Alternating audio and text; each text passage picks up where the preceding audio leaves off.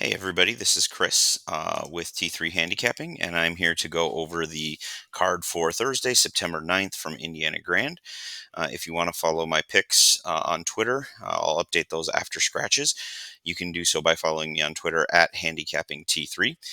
You can also check out my articles online at bettingnews.com. I usually do two articles a week there, one about early week stuff and then one about late week stuff. So this week I'll be looking at Saturday's card from Kentucky down. So that should be up on Friday night.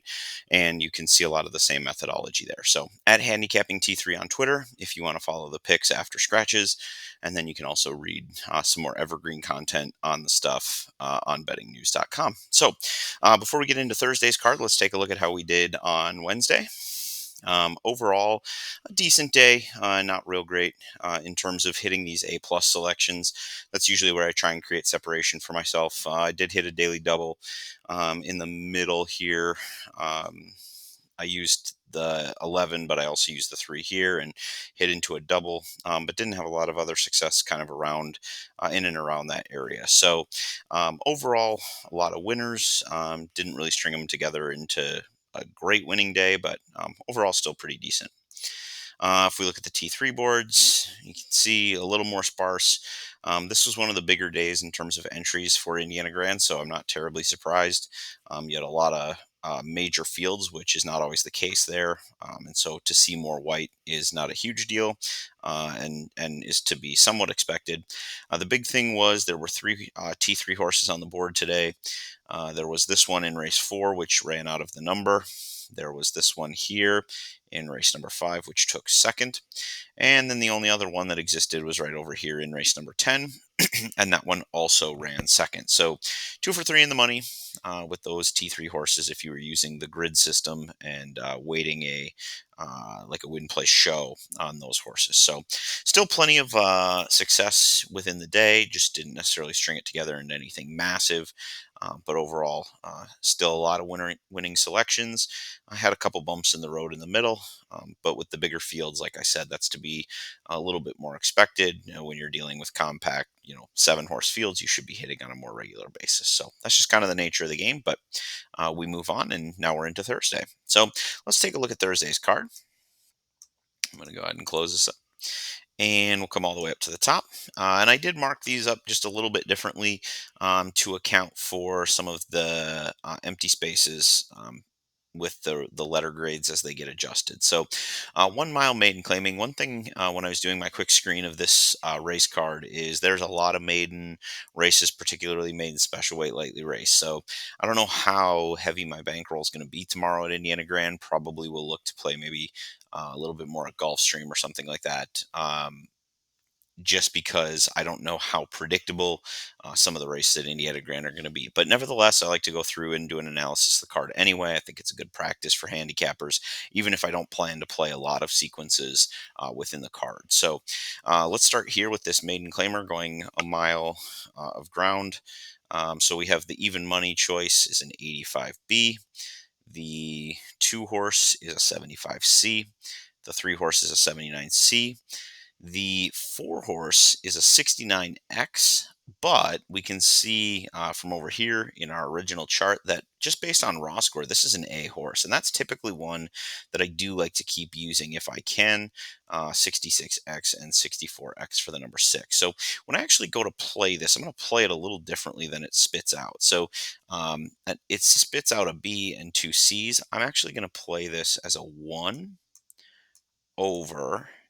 And then I'm going to use the 2-3, but then I'm also going to use the 4 as kind of a backup. And how many of these I end up officially using will just largely depend on price and probables and things like that. The 1 is definitely the one I want to use the most, and at even money, it probably requires that I choose to either be for or against this horse. So these are just selections on who I think can win, and then obviously when you get to actually playing the races, it's about where the value is. So moving into race number 2 here.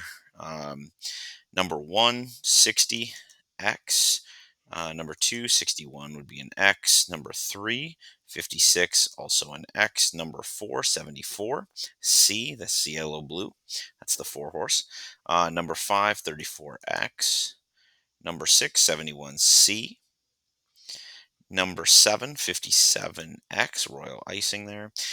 Sacred Sky, 77C. And Manuelito, 83B.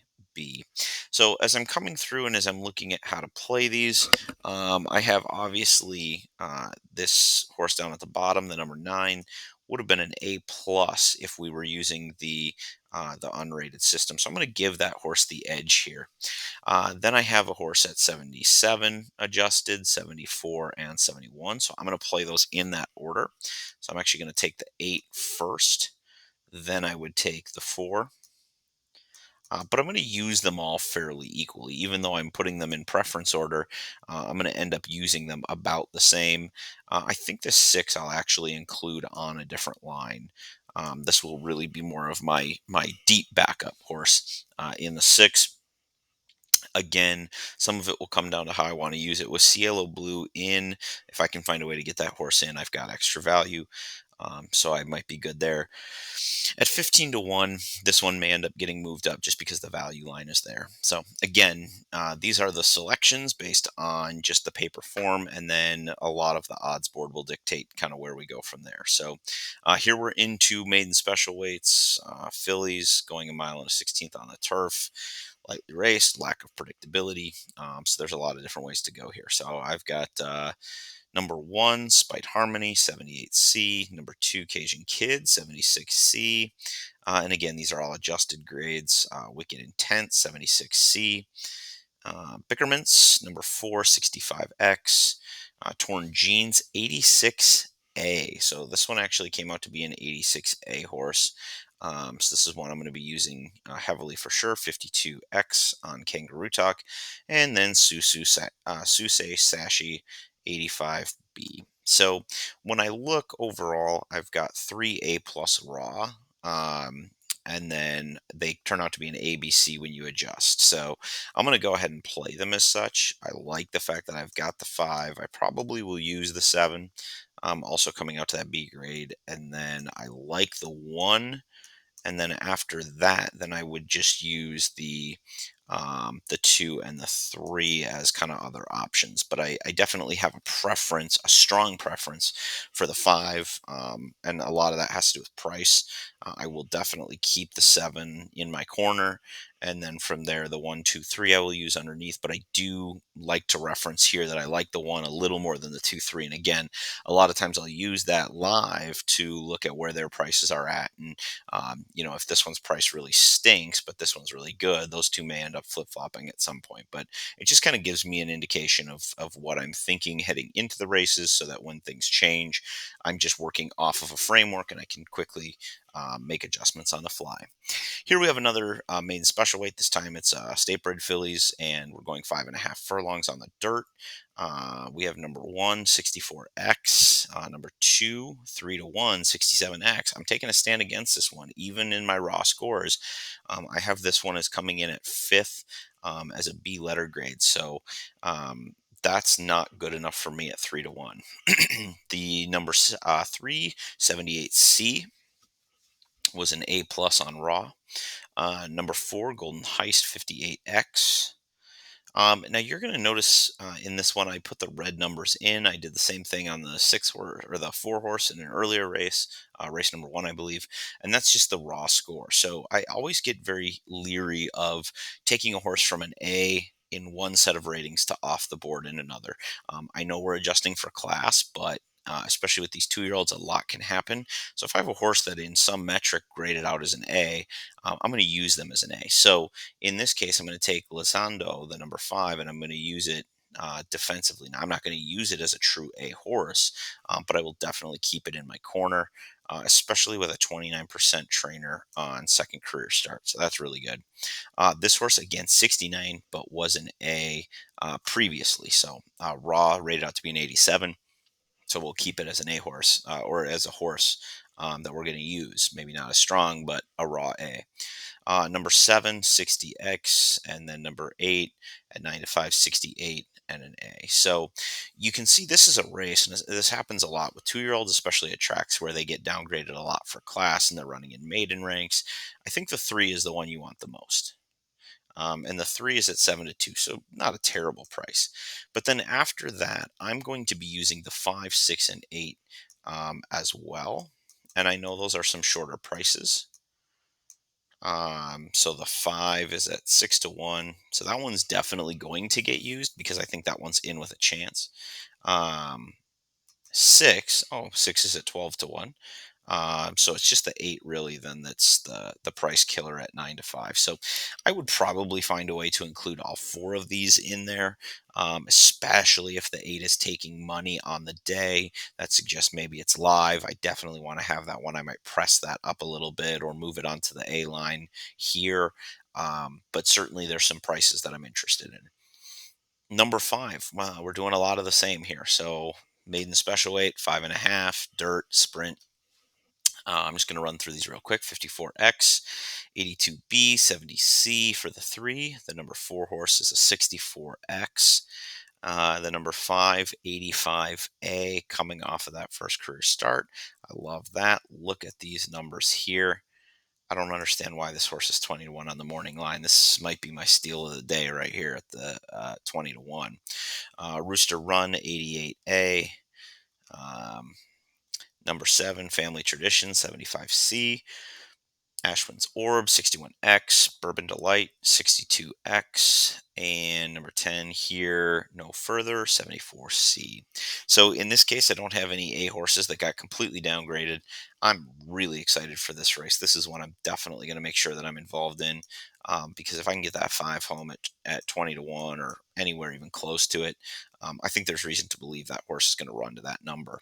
I will put the 2 in sort of my next spot there. Then I want to use the 7, because that horse was an A plus, got downgraded, and I would actually include the 10 in that mix as well. And then much further down the ticket, I would go ahead and use the 3.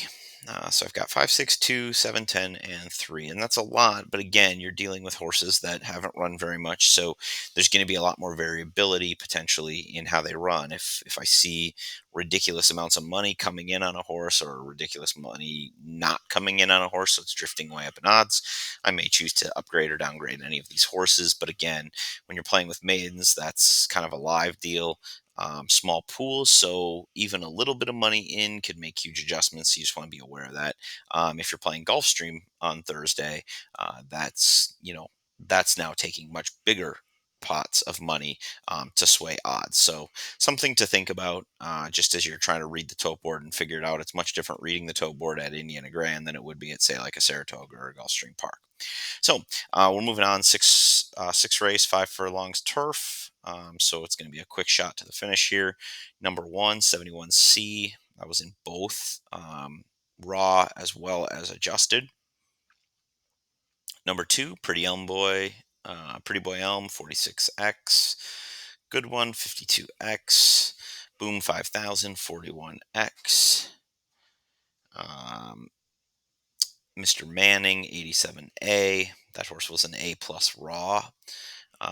Boa Nova, 83B. Thing, 66C. My last one that I'm going to use here is Rolling with Olin, 66C. And then after that, these last two, Olson and Benny, are both 57 and 58 respectively. And they are X's. They're not going to be used here. So as I'm looking, obviously the first one that I want to use is number 5. I definitely want to use number 6 as well. And then I think for the purposes of this race, I'm going to stick to 5, 6, 1. I'm going to go 4 to 1, 10 to 1, and 5 to 2. I don't really think I need more than that. Rolling with Olin, I had these guys listed as seahorses here. They're actually X's. The C's were on raw, and I'm just not really interested in that. Especially they kind of run the same race, so I don't need them. I'll move on without.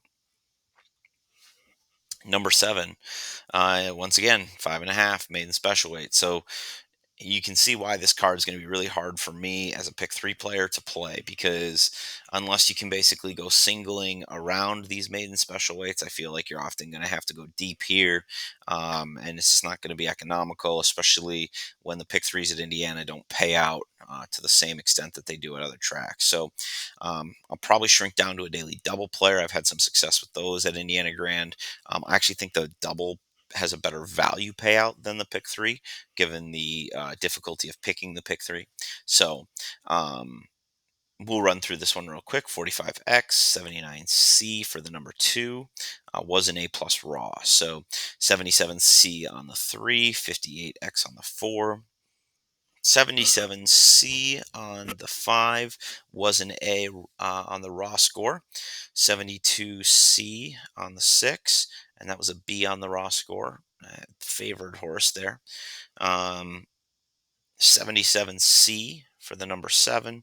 That horse was an 88A on the original raw rankings. Good Eats Cafe. 71C, again a B on the original rankings, and then number 9, 44X, and an easy toss. So in this situation, I have a lot of horses that I have kind of on board. I'm definitely going to be using the 2 in sort of a top position. The 2 is 30 to 1. Now, I'm not going to have that horse all alone.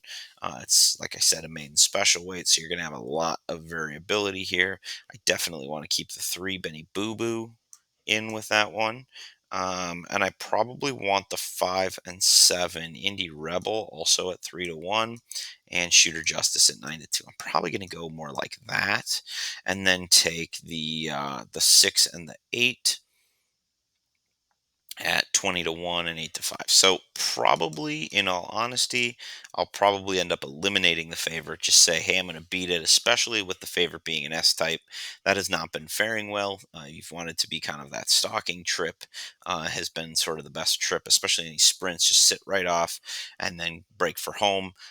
That's been the way to do it. It hasn't been the deep closers. So I'm probably going to end up at some point just not using the 6, because of the fact that there's just no value in having the favorite as your fifth choice. So at that point, you have made a conscious decision to play against, and you live or die with those consequences. So best bet of the day comes right here, complete. Now, I am a little nervous about the S type, but this is on turf, which has been much more conducive to that. Now, Indiana's turf still plays to speed, but at the same time, I think this could be one where you can forgive it. I love this little upward trend as well. 78, 80, 81 on the Brisnet speed figures. I've got him rated out to a 90, sorry, her rated out to a 92 A plus. The 2 I have at a 56X. The 3 I have at an 85B. Seems fairly priced at 5 to 1. Joseph Ramos, that's one that seems to kill me when I bet him and kill me when I don't. So probably going to make sure I can find a way to keep him on side. Number 4, 54X, just not good enough. Number 5, 49X, moving on. Be a bold bolt runner. 6, 42X. The number 7, 52X. So we got a lot of easy eliminations here. Lady Mackenzie, good run style for Fernando de la Cruz, 71C. Sweet and Wicked, 26, not using. And then Auntie Mabel is the 10 horse, 56X. Machine Gun Mary, 38X. And the 12 Embarrassing, 52X. So, despite having a fairly large field here, in the early stages, it's very clear to me that this is a field that you can get narrowed down. So, I'm definitely going to use the number 1 horse complete. I'm going to use that one over the 3, and I will also use in a further spot the number 8 horse. So 7 to 2. I've got Lady Mackenzie at 4 to 1 and Native Lion at 5 to 1. So my big kind of opinion here is that I'm not playing Choctaw Bingo, which is a little dangerous, especially given that that running style has the decent late kick, especially among some of these early type runners. But I like what I have. I think, especially with this horse coming out of the average race rating, that's superior to a lot of these. I think I've got a good shot here to get one of those three home, and that's how I'm going to close out my card. So most of my horizontal wagers, if I'm able to put together anything, are going to be probably singled through the one or maybe slightly backed up with the 3-8. Um, but I don't know how likely it is for me to be able to get through that just because, right before it, we have this maiden special weight in race number 7. Race number 6, you have the optional claimer. So maybe a late pick 3 into those. But again, right before that, you have a maiden special weight. So even looking at like the late pick 4 is a bit of a challenge. And you kind of expect days like this coming after a big day like they had yesterday, 4 big stakes races, 11 and 12 horse fields throughout the day. A lot of the horses on their backside got involved on Wednesday's card. And so, granted, Thursday is going to be a little lighter day. Luckily, given that we are getting towards the end of the week, there are a lot of other tracks running. I will be looking at Gulfstream as well and may even get that up on Twitter. So, again, if you want to follow any of these picks or get updates following scratches, you can follow me on that Twitter account. That is at handicapping T3. Um, and you can see all the updated picks once the scratches come out.